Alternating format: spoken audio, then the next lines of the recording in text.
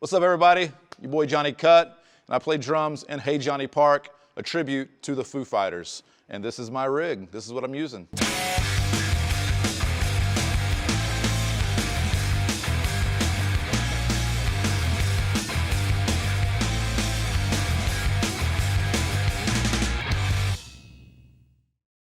So, of course, being in a Foo Fighters tribute band, you know, and being the drummer of it, Taylor had a big part of what we do, what I do, what the band did, and unfortunately, we all know that he passed away. And in true honor and true respect of Taylor and the band, I had this head designed here. A good friend of mine, Tyler Spence, Made of Art Print Co. right here in Jacksonville, North Carolina. He helped hook this up, make this a reality. I found this really cool picture. I edited it down, and I sent it over to him. He made it happen for me. Applied it onto an existing head. It's not actually a printed head, it's more of a sticker, but it works just the same.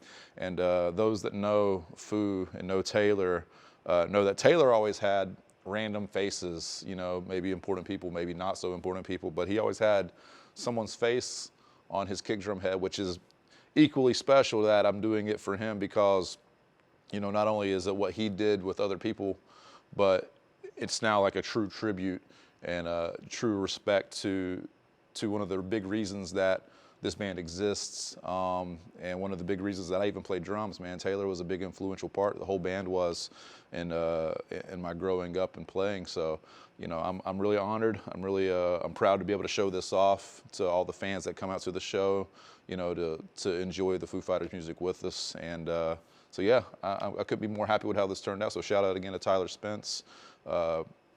Made of Art Print Co. right here. We'll put his information somewhere in this video, I'm sure, so that way you can get up with him.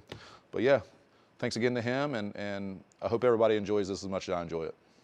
I've got this crush kit, man. I bought it off a guy that I knew. 100% European ash wood across the board, snare included.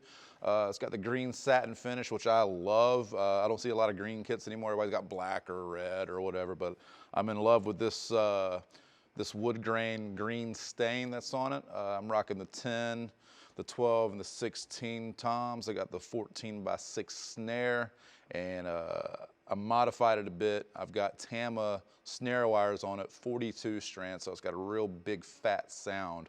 And they're brass as well, so I don't know if that makes a difference to anybody, but it makes a difference to me. I like the way brass sounds as opposed to the nickel-plated steel or whatever they have. But yeah, that's my toms, that's my snare. I've got this concert tom, as you'd call it. Typically, you'd have it without a bottom head, without a resonant head.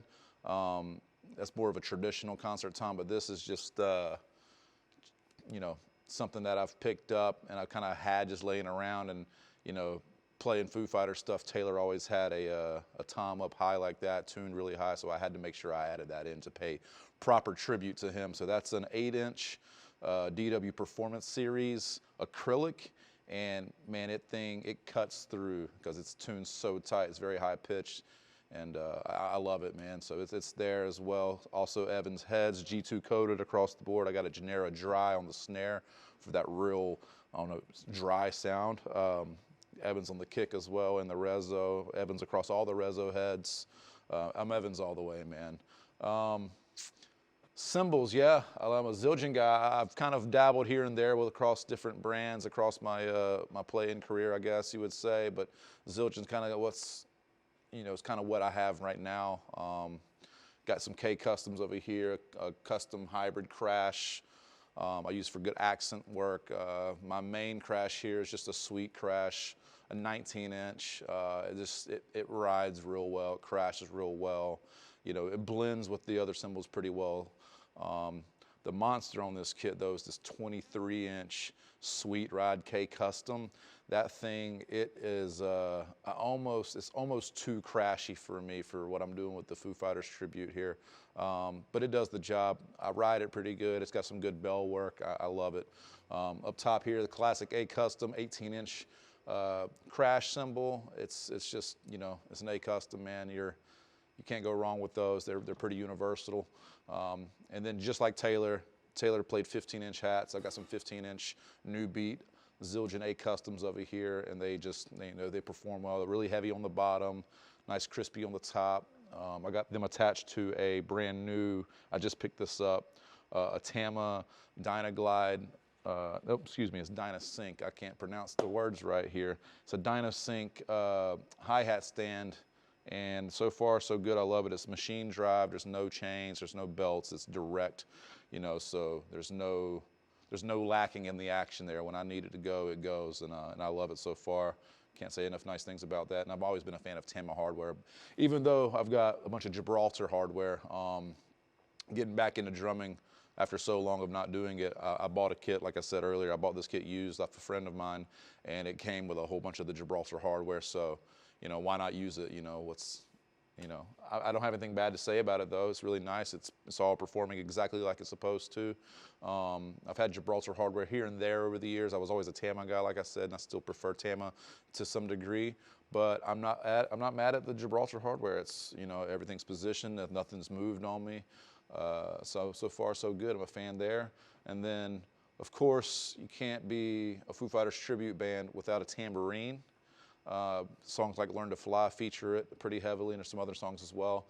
But gotta have the tambourine, so I picked up this Meinl red tambourine just because why not go with red or some kind of off-the-wall color just to be a little bit more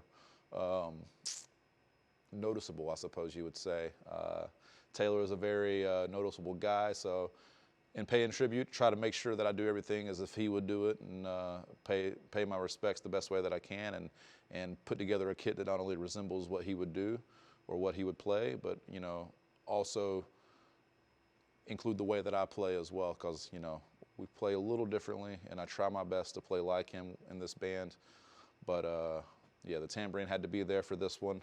Rocking some Vic Firth 5A American Classics. You know, can't go wrong. Vic Firth is a strong brand. It's always been a strong brand.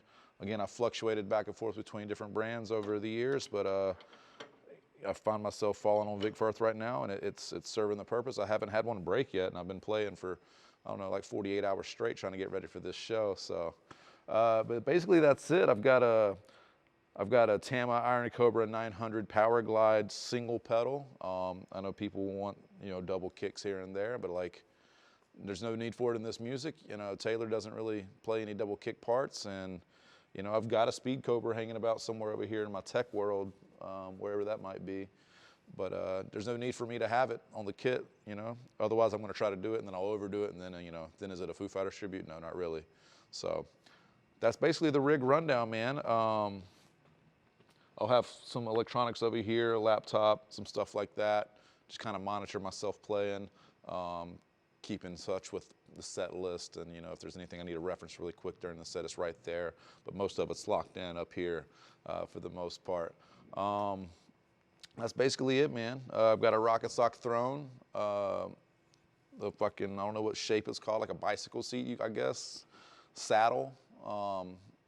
It matches the green. It looks good, and I'm happy with that as well. So otherwise, that's basically it. That's my entire kit from top to bottom, and see ya.